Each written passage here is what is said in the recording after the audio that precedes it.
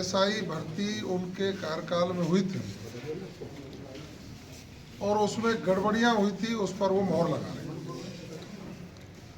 हमने एसआईटी का गठन किया। मैं साधुवाद देना चाहूँगा प्रदेश के मुख्यमंत्री जी को कि उन्होंने पदभार ग्रहण करने के तुरंत बाद युवाओं के सपनों को साकार करने के लिए एसआईटी का गठन किया। एसओजी ने जांच की और गड़बड़ी करने वाले लोगों के खिलाफ कार्रवाई की। चूंकि अब विषय न्यायालय में है, तो उस संबंध में आज हमारा कुछ कहना न्यायोचित प्रतीत नहीं होता है। लेकिन मैं इतना जरूर कहना चाहूँगा कि प्रदेश के मुख्यमंत्री जी ने जिस तरह से युवाओं को रोजगार देने के दरवाजे खोले हैं, 40,000 के लगभग नियुक्ति पत्र दे दिए और 12 जनवरी को फिर हम युवा साथियों को नियुक्ति पत्र दे करके उनको सरकारी नौकरी में अवसर देने का काम कर रहे हैं। 80,000 के लगभग विज्ञप्तियां जारी कर दी, जिससे कांग्रेस के लोग तिलमिला गए। उनको रात को सपना दिखता है अपने राज का, जब अध्यापकों के ट्रांसफर पर पैसे लेकर के काम किया जाता था। स्वयं अशोक गहलोत जी ने उस समय शिक्षा मंत्री डोटासरा जी थे, यहीं आपके बिरला ऑडिटोरियम में पूछा कि भाई ट्रांसफरों में पैसे तो नहीं लिए जाते, हाथ उठाओ, तो सारे टीचरों ने कुर्सी पे बैठ के नहीं, कुर्सी पे खड़े होके भी हाथ उठाए थे कि हमसे पैसा लिया जाता है। उस बात की सफाई नहीं दी इन लोगों ने। इन लोगों को बिल्कुल ही उस तरह की सोच नहीं है कि राजस्थान अब माननीय मुख्यमंत्री भजन लाल शर्मा जी के नेतृत्व में विकास की गति दौड़ रहा है। हम भ्रष्टाचार मुक्त शासन, अपराध मुक्त राजस्थान और विकास की दृष्टि से नंबर 1 राजस्थान बनाने की ओर चले।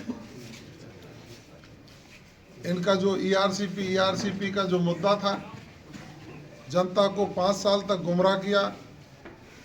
लेकिन हम साधुवाद और धन्यवाद देना चाहेंगे प्रदेश के मुख्यमंत्री जी को कि उन्होंने पदभार ग्रहण करने के 2.5 महीने में ही संशोधित जो ईआरसीपी की सोच थी उसका एमओयू किया और पिछले 17 दिसंबर को देश के यशस्वी प्रधानमंत्री आदरणीय नरेंद्र मोदी जी उसका शिलान्यास भी कर गए। और ये आपको पता ही है कि भारतीय जनता पार्टी के नेता और भारतीय जनता पार्टी की सरकार जिनका शिलान्यास करती है उनका उद्घाटन भी खुद ही करती है। इनकी मति भंग हो गई है। मुझे लगता है कि जब से उपचुनाव के रिजल्ट इनके विपरीत आए हैं,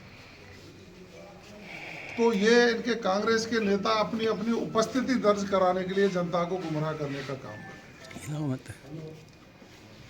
ये 5 पैसे 1 पे आ गए और माननीय मुख्यमंत्री जी के कामों पर जो मोहर लगाई राजस्थान की जनता ने, हम 1 से 5 पर पहुंचे। उसी का कारण है कि ये समय समय पर जनता को भ्रमित करने का गलत बयानबाजी करते हैं। इनको चाहिए कि राइजिंग राजस्थान में 35 लाख करोड़ के एमओयू हुए हैं, तो धन्यवाद देना चाहिए था मुख्यमंत्री जी को, क्योंकि हमने तो पहले ही वर्ष में कर दिया साहब। ये तो 3 साल पूरे होने के बाद होटलों पे अनाप शनाप खर्च करते थे और एक भी एमओयू इनका धरातल पर नहीं उतरा।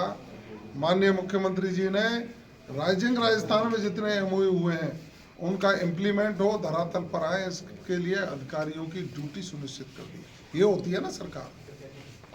हमने किसानों के हित में निर्णय लिया, समर्थन मूल्य बढ़ाया और आज रिकॉर्ड है कि गेहूं का समर्थन मूल्य पूरे देश में राजस्थान में सर्वाधिक है। हमने 2,000 रुपया किसानों के खातों में पहुंचाने का काम किया। इनको पता नहीं है इनके राज में रोटी मांगती हुई महिलाओं के साथ जयपुर में मुख्यमंत्री की नाक के नीचे बलात्कार होते थे। आज महिला अपराध में पूरे राजस्थान में कमी आई है, संगठित अपराध में बेतहाशा कमी आई है, जबरदस्त कमी देखने को मिली है। और मादक पदार्थों की जो तस्करी लोग करते थे, इनके ही कांग्रेस के नेताओं का उन पर जिस तरह से आशीर्वाद था, आज वो लोग राजस्थान छोड़ करके भाग गए। हमारी राजस्थान की पुलिस उनको पकड़ करके सलाखों के पीछे पहुंचाने का काम कर रही है। अब ये तो इनको ही सोचना चाहिए कि इनका नेता कौन है। एक नेता बयान दे देता है, फिर दूसरा कहीं से हेलीकॉप्टर में हवाई जहाज में बैठ के आता है, वो बयान जारी करता है, फिर उसको कहते हैं उसने जारी कर दिया, फिर तीसरा जारी करता है। तो इनको तय करना चाहिए, ये आपस की सिर्फ फुटबॉल इनकी जो लड़ाई है उसको सुधार करके सकारात्मक विपक्ष की भूमिका निभाएं। और ये कहते हैं कि हम विधानसभा में देखेंगे,